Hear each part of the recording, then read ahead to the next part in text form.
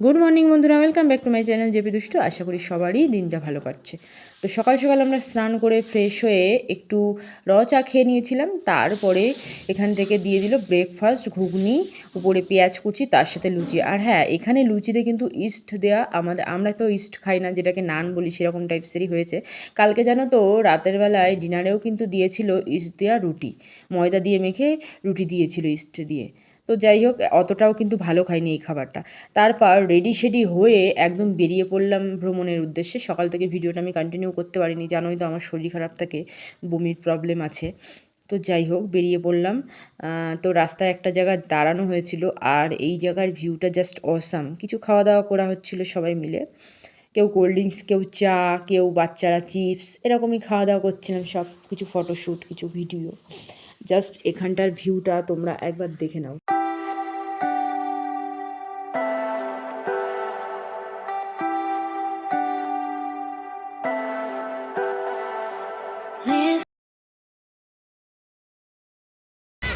So এখন কিন্তু already আমরা ঋষিখোলা ঢুকে গেছি। এই বর্ডারটা পার করে এসেছি ওদিক থেকে। দেখো এই যে গেটটা, ওখান থেকে ভিডিও অ্যালাউ নেই, তাই জন্য আমি করতে পারিনি।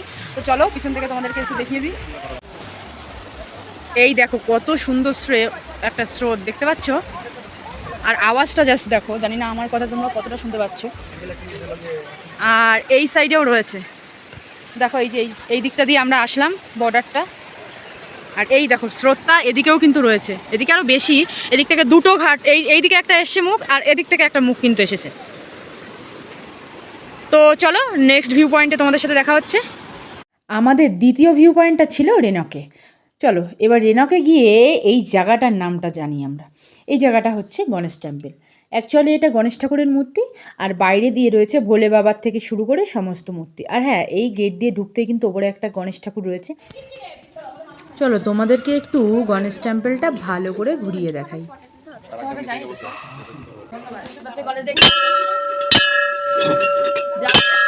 মন্দিরের দরজা দিয়ে ঢুকতেই ওপরে তোমরা পেয়ে যাবে এমনই একটা বড় ঘন্টা।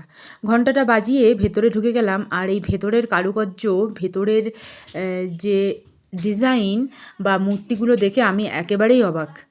কারণ এত বড় ভেতরটা তোমরা না দেখলে সামনে থেকে বুঝতে পারবে না। আর গণেশ ঠাকুরের মূর্তিটাও যে এতটা বড়, তোমাদেরকে একটু দেখাই, জানি না কতটা বোঝাতে পারছি, তবে দেখানোর চেষ্টা করছি। আর এটা হচ্ছে একদম উপরটা গভীর টাইপের উঁচু হয়ে গেছে, মানে চোড়াটা। আর এইটা হচ্ছে মূর্তি, খুব খুব সুন্দর। তোমরা সামনে থেকে না দেখলে বুঝতে পারবে না, খুবই সুন্দর। ছোট মূর্তি থেকে শুরু করে বড় মূর্তি সবই কিন্তু এখানে রয়েছে। আর এইটা হচ্ছে হনুমানজির মূর্তি। চলো এখান থেকেও একটু দেখিয়ে দিই তোমাদেরকে।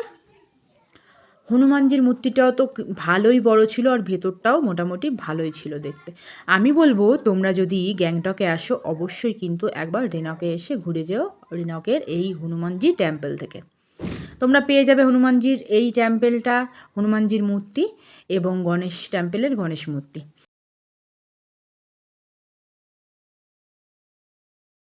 সত্যি কথা বলতে গ্যাংটকের দ্বিতীয় দিনে তেমন কিছুই আমরা দেখিনি এখানে এসে, আর এই মন্দিরটা এসে কিন্তু আমার খুব খুব ভালো লেগেছে।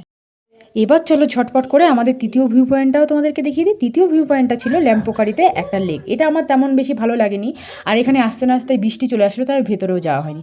ওখান থেকে সোজা বেরিয়ে গেলাম। তারপরে আর একটা ভিউ পয়েন্ট ছিল ওপরে, আর এখানে সবাই ফটো শ্যুট করছিলো, ভিডিও করছিলো। বাট ওপরে উঠতে এতটা কষ্ট হয়ে গেল, একদম ভিউ পয়েন্টের সামনে গিয়ে কিন্তু আমরা ফিরে এসেছি, সেটা আর দেখা হয়নি। তো চলো এবার কিন্তু আমাদের ব্যাকে যাওয়ার পালা। ব্যাকে গিয়ে তোমাদেরকে একদম মানে হোটেলে চলে যাব। তবে একটা জিনিস কি জানো তো, এখানে কিছু পাই না পাই, পাহাড় আর ফুলের যে বাগান প্রকৃতির মধ্যে, এটা কিন্তু খুব ছিল, খুব প্রচুর ছিল। এবার চলো হোটেলের রুমটা তোমাদেরকে দেখিয়ে দিই। আর এখানে ছিল একটা বেড, খুব সুন্দর বেড, দুটো জানলা ছিল কাচের, খুবই সুন্দর। একটা ওয়ার্ড্রপ ছিল, একটা আয়না ছিল। চলো টয়লেটটা তোমাদের দেখাই। টয়লেটে ঢুকতেই দেখি সায়ন্তিকা জিতু এখানটায় এসে বসে আছে। তো আমি তো ঘাবড়ে গিয়েছিলাম রীতিমতো। তারপর বেরিয়ে চলো একটু ব্যালকনিটা দেখাই। এখান দিয়ে একটা গেট আছে, জিতুদের গেট দিয়েও বেরোবে, সাইডের রুমটা আর কি জিতুদের। আর ব্যালকনিটা খুব সুন্দর, আর এখানটার বাইরের ভিউ পয়েন্টটা জাস্ট দেখবে। বাইরের ভিউ পয়েন্টটা অসাধারণ, মানে ব্যালকনিতে যদি একটু চা খাই বসে বা কিছু, ফুল বাগান যেমন তেমনই পাহাড়ের সাথে মিশে গেছে। আর এখানে না একবার বৃষ্টি আসে, একবার রোদ, একবার মেঘ। অ্যাকচুয়ালি তোমাদের যদি বলি এটা হোটেল তাহলে ভুল বলা হবে। এটা একটা কটেজ বাড়ির মতনই, যেরকম দার্জিলিং ছিল সেরকম এখানেও, জাস্ট ডিজাইনার মডেলটা আলাদা। যাই হোক, এই কটেজের মধ্যে একটা ফল গাছ দেখলাম, যেটা আমি চিনি না, তোমরা চেনো কিনা একটু বলো তো। এখানে বললো এই ফলটার নাম পিচ ফল, বাট আমি শুনেছি এটা নাকি আলু বোখরা, আর এটা পাকলে আলু বোখরা হিসাবে বিরিয়ানিতে ব্যবহার করি আমরা। যাই হোক, চলো অনেকটা লেট হয়ে গিয়েছে, ফ্রেশ হয়ে এবার লাঞ্চ করতে যাব আমরা। এদিকে লাঞ্চটা কমপ্লিট করি, ততক্ষণ তোমরা ভিডিওটা দেখে লাইক কমেন্ট শেয়ার করে দিও, চ্যানেলটা সাবস্ক্রাইব করে দিও। নেক্সট ভিডিওতে